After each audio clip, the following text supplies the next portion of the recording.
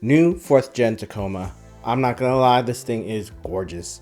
New tech, new engine, new transmission, lots of new. But there are a few hidden things you should be aware of before picking up a new Tacoma, and really any new car nowadays.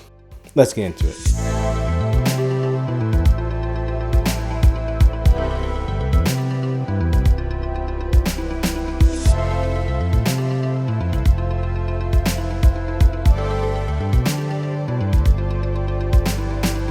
Now, I won't be doing any actual heavy duty hauling and towing yet because there's only a couple hundred miles on this and I want to break the engine in first before I do that. So that is coming. Feel free to subscribe if you don't want to miss that. Now, this is a 2.4 liter turbo 4-cylinder making 278 horsepower, 317 pound-feet of torque. It is now paired to a new 8-speed automatic. This is the SR5 trim, which means we do not have the higher output hybrid 4-cylinder. Max payload is 1,510 pounds. Max towing is 6,400 pounds. This is a double cab with the 5-foot bed. Fuel economy, 21 in the city, 26 on the highway.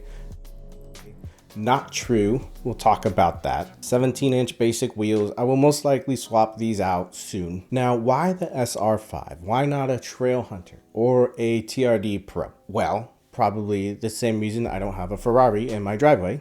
And really just out of principle, you really think I'm gonna drop 80K plus for a Tacoma out of your mind? The real reason is, this is the volume seller. This is the one people are actually gonna buy, and this is the one I see most often on the road. Inside is definitely an improvement. It really looks like it's in the 2020s and not 2009. And it's attractive. It's got a more masculine feel. Not saying I'm attracted to a masculine feel, but decent amount of storage in the center, up top, glove box, center console, even in the doors. Although all of the cup holders and the bottle holders in the doors don't hold my 32-ounce bottle. So what's up with that? Also, no grab handle for the driver.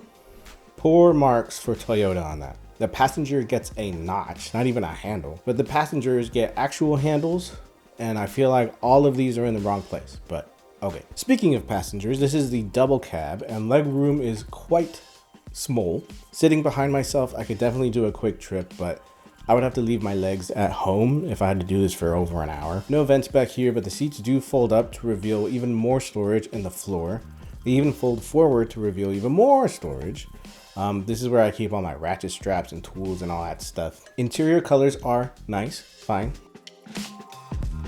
The bronze and black is fine. It's not like amazing. Fit and finish is actually nicer than some luxury cars. Cough.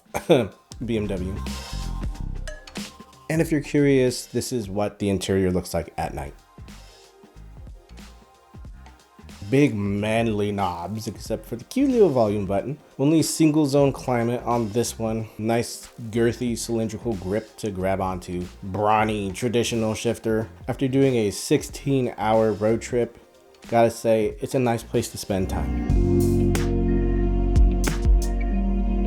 We got wireless Android Auto and Apple CarPlay standard. Now, what I'm about to say is not subjective, okay? This right here is the most important part of any car. If your car doesn't have Android Auto or CarPlay, you're not getting my money. Simple. GM. Either way, you have 2 USB-C fast chargers built in, which I love to see. No trailer brake, kind of wish I had that, but it does have a little pocket to keep a couple beans in there.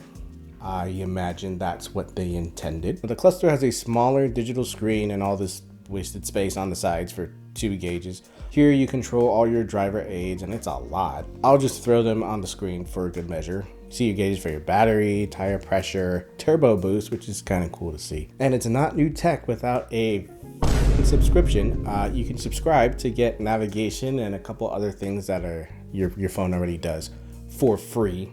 But we'll come back to that. Since getting the truck, I've added a couple things that are not standard, like surprisingly the mud guards didn't come with that, kind of weird. I'll have a quick installation video on that soon. The roll-up tonneau cover, also installation video coming soon. Subscribe, yeah. This screen hat, I'm calling it a hat, with storage and screw holes for attaching cameras, so if you vlog or do off-roading or whatever, this is incredible.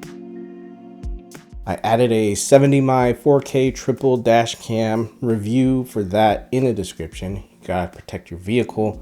with a dash cam. If you don't have one, you might as well just drive off a cliff. All right, starting at the caboose, the tailgate is not damped.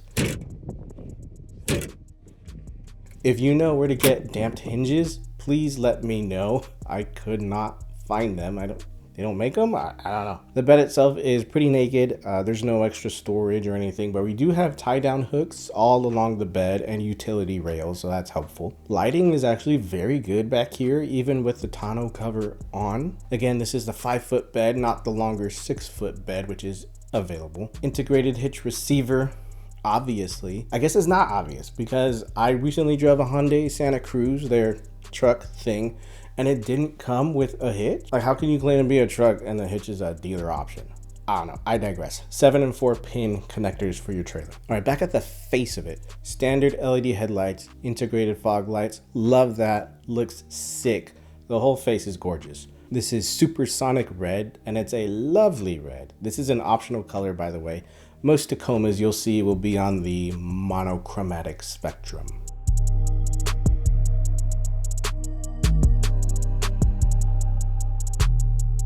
Overall, I feel it's definitely an upgrade over the previous generation. I love it. Let me know what you think of the looks in the comments below. Okay, so once you're on the move, the first thing I notice is the seating position. Thank God they got rid of that stupid position where your arms and legs are totally outstretched on the floor.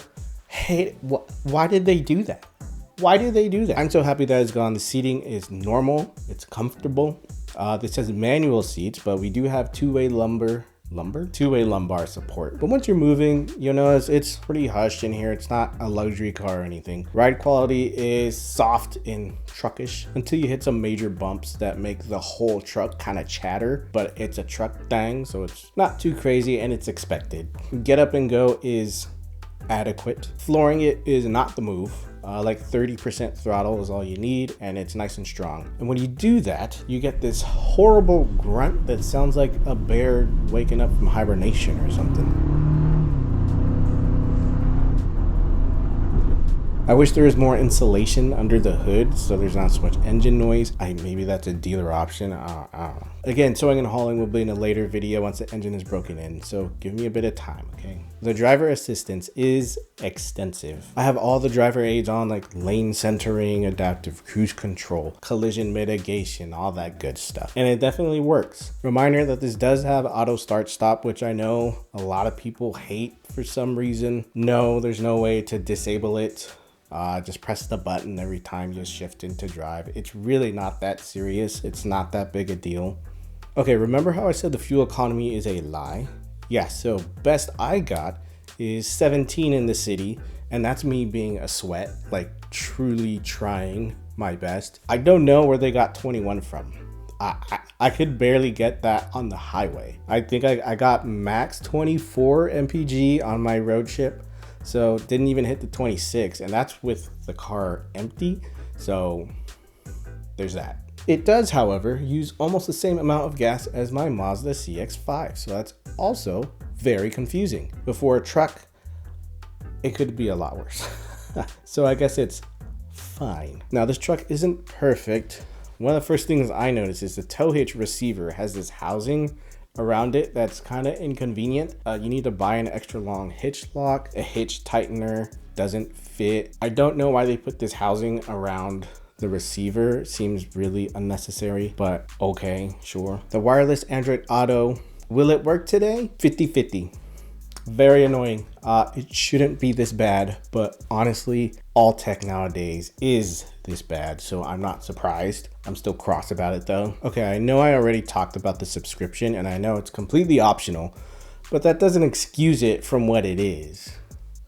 It's disgusting. You will notice that the first thing you see, every single time you turn on your car, you see this.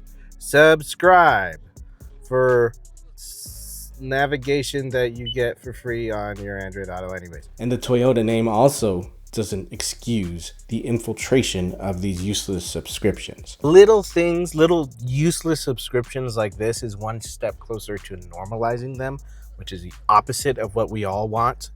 promise you, you don't want this. So when they charge you monthly to unlock the full horsepower of your engine or for your heated seats for a car that you bought, it doesn't seem so far-fetched. And if you think I'm crazy, it's already happening.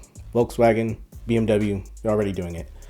So something to think about. Should you be looking at a Tacoma? Obviously, it depends on what you need a truck for, which is its own series of videos. We're not going to get into that. But it's the perfect amount of truck and probably plenty for the vast majority of people. Does it have a big thumping V8? No, but if you'd place your ego, okay, on the shelf for me, real quick, for a mere moment, okay, you'll understand you probably don't need it. And if you still think you do, you still don't need it. 6,400 pounds of towing is plenty. If you do home improvement projects, woodworking, or if you're gonna get a camper for 2, this is fantastic. It's a great truck. It's got good bones. Only time will tell how the turbo 4-cylinder works out in terms of reliability, but the Toyota name still counts for something. Now, in my mind, in the smaller truck segment, this is the default choice, and it really comes down to whatever truck you're looking at versus a Tacoma. So yes, it is worth it. What do you think? Am I wrong? Do you like the new Tacoma? Which truck are you looking at? Let me know in the comments below. And if you've made it all the way over here at the end of the video, you might as well hit that like and subscribe button. I have more content on this bad boy coming very soon, so stay tuned. Thank you guys so much for watching. I'll see you guys in the next one. Okay, bye.